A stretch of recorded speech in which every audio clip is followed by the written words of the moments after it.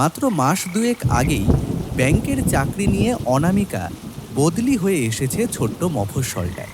ছড়িয়ে ছিটিয়ে থাকা কয়েকটা কারখানা, বেশ কিছু অফিস, ছোট বড় মিলিয়ে গোটা তিনেক মার্কেট, একটি থানা আর একটি পঞ্চায়েত অফিস, এই নিয়েই গড়ে উঠেছে এই ছোট্ট মফস্বল। মফস্বলের থেকে গ্রাম বলাই ভালো। জায়গাটা এখনো আন্ডার ডেভেলপমেন্ট, তাই লোকজন খুব একটা বেশি থাকে না। একই আজ বৃহস্পতিবার, তাই এলাকার দোকানগুলি বেশিরভাগই বন্ধ। যাও দুই একটা দোকান খোলা, সেগুলোও বর্ষার সন্ধ্যায় হ্যারিকেনের আলোয় বসে ঝিমোচ্ছে যেন। কে জানে বাড়ির দিকে ইলেকট্রিসিটি আছে কিনা, না হলে রাতে নুডলস দিয়ে পেট ভরাতে হবে। কাকা, নুডলস আছে? না। উফ, কি জ্বালাতন! দোকান খুলেছে কেন কে জানে। বিস্কুটের প্যাকেট দিন তো একটা।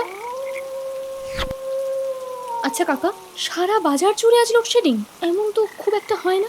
বাজ পড়ে ট্রান্সফরমার উড়ে গেছে, আজ আর কারেন্ট আসবে না। ভালো বিপদে পড়া গেল। এখন রাস্তায় গাড়ি ঘোড়াও কিচ্ছু নেই। ঝড় বৃষ্টির মধ্যে যাব কি করে? অবস্থা বেগতিক বুঝে একটু অপেক্ষা করে যাওয়াই ভালো মনে করল অনামিকা। অগত্যা ফোন বের করে ঘাঁটতে থাকে মেয়েটা। হ্যালো, কেমন আছো? প্রীতম দা? মানে ও কি করে? আমি তো শুনেছিলাম যে প্রীতমের দেহটা রেল লাইনের ধারে। ওর ভাবনার জালটাকে ছিন্ন করে দিল মোবাইলের নোটিফিকেশন সাউন্ডটা। আবার প্রীতমের মেসেজ। নিজের পৃথিবীও আমায় উপহাস করলো। আমার সমস্ত আবেগের সেই স্মৃতি, তোমার সেই বিদ্রুপ মাখা হাসিটা। অনামিকার আঙুলগুলো এবার কেমন যেন অসাড় হয়ে আসে। সারা শরীরে রক্ত ছলকে উঠল।